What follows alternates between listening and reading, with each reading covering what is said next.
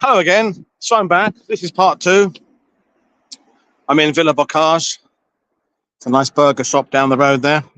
I'm not going to do the whole story of Michael Wittmann and his tank action because there are other people doing it better than I am on the internet with all the details, exactly which tank came where. And it's all reconstructed down there. There's very little you can match up in terms of exact details, but here you can. Well, I say this is one of the few original houses here, and there's also Spang.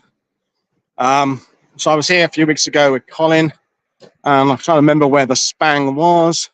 Don't get excited, there's not much Spang, but there's a little bit of Spang. So here, here, here, another little bit there. And this is one of the few original buildings. In fact, actually the one's this side of the street, I think, original. But further down, it's not so much. So, as I said, I'm going to link to the videos by the Tank Museum. They'll do a really good in and out of who did what and which tank was where. Michael Wittmann's Tiger was knocked out not too far from where we are. But I'm not here to do yet another video to say to everybody how great Michael Wittmann was, because I don't think he was. As I said in the earlier video 10 minutes ago, if this is a victory for the Germans, it's a Pyrrhic victory.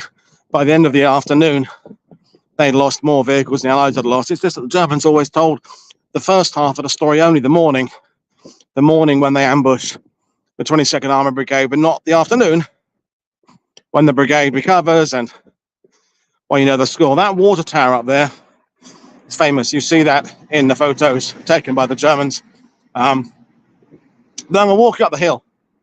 Bit of a walk because there was no to park closer, because I want to get you to the monument that honours the events of 80 years ago. Because in all the talk of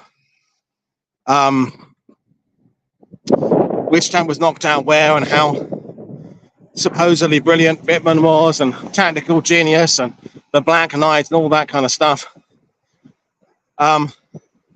and there's this kind of analysing of tank against tank. Actually, far more interesting to me are those that lost their lives in this battle. The British soldiers who lost their lives. And so I'm going to walk you up to the monument that has the British units indicated on it. And Villers-Bocage is, I guess you call it, thriving now. There's a big commercial park, there's a McDonald's and a Carrefour market over there, and much more thriving than it was at the end of the war. When you see photos of this, it was levelled. I mean, we're not very far away from Aulnay-sur-Odon, which was almost levelled as well. So my point, Woody's point is that all the discussion of the Villers-Bocage action is not pointless, but it's an overrated action that doesn't actually show what's happening in that week. But boiling it down, on June the 6th, the Allies, provided they get tactical surprise, it's likely to work, okay? So many things would have to go wrong for it not to work. There's huge amounts of naval ships bombarded. There's 11,000 aircraft. You know the score. But in the next week, the Germans can bring up something like nine divisions, 5 of which are armoured. The Allies have got loads more divisions to bring in, but they've got to bring them across the channel. And it's that connecting and enlarging of the beachhead that is all important. And when you look, as I said in the first video 10 minutes ago, at the pivotal actions on June 11th, 12th, 13th, 14th, 85% of them go the Allied way, okay? And even Villers-Bocage, as I've said earlier, and I'm repeating myself, but it's an important point to make, it's not really a German victory. As I said, if you didn't catch this earlier, for every Allied vehicle knocked out in Villers-Bocage on June the 13th, the Germans lost 3. So they can't afford to lose that many vehicles. They start with less. Allies have way more. And so the fact that Germans turned it into a propaganda story is because they probably know they're losing, and they're trying to make the best out of something.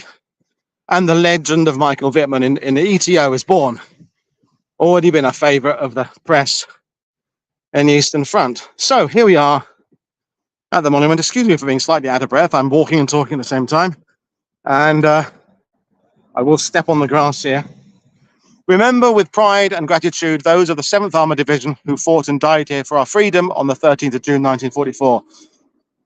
And there's a tribute to an individual here, Sergeant Pickering, I think it is. And you have, I'll lower my camera, the wreaths laid a few days ago to one from to the sharpshooters, to sharpshooters still in the field from fellow sharpshooters, gone but not forgotten on this, their 8th anniversary, in proud memory of those members of the 3rd and 4th County of London Yeomanry who gave their lives in Normandy and especially here at Villers-Bocage 80 years ago today. So that was laid today, sometime earlier, to the fallen of the 7th Armoured Division, lest we forget. And there's a Desert Rats wreath there. And, oh, there's a poppy cross as well. Charles, Ray, S, Royal Horse Artillery, K Battery, your loving sons, Jam and Tim and Blossom. And that was laid this morning as well. So, well, I'm pleased to know I wasn't the only one to come here today. Of course, it's only about a 25-minute drive for me. I suppose these people would probably come from a long way away, possibly from Britain. So, that's my summary of the Villers-Bocage battle. And all the wereaboos will say, oh, you didn't talk too much about Michael Wittmann and how brilliant he was. No, because I don't think he was. And I don't care. As I say, I'll link to those videos later on. And we'll do that later on, okay? So I'm going to go back down to my van. I'm going to take you to another location in about 10 minutes' time, which you might find interesting. You might not. But I'm going to take you there, do a live stream there. I might do one more on the way back to Bayeux, except when I came down from Bayeux, there was some construction going on, so it might be too noisy.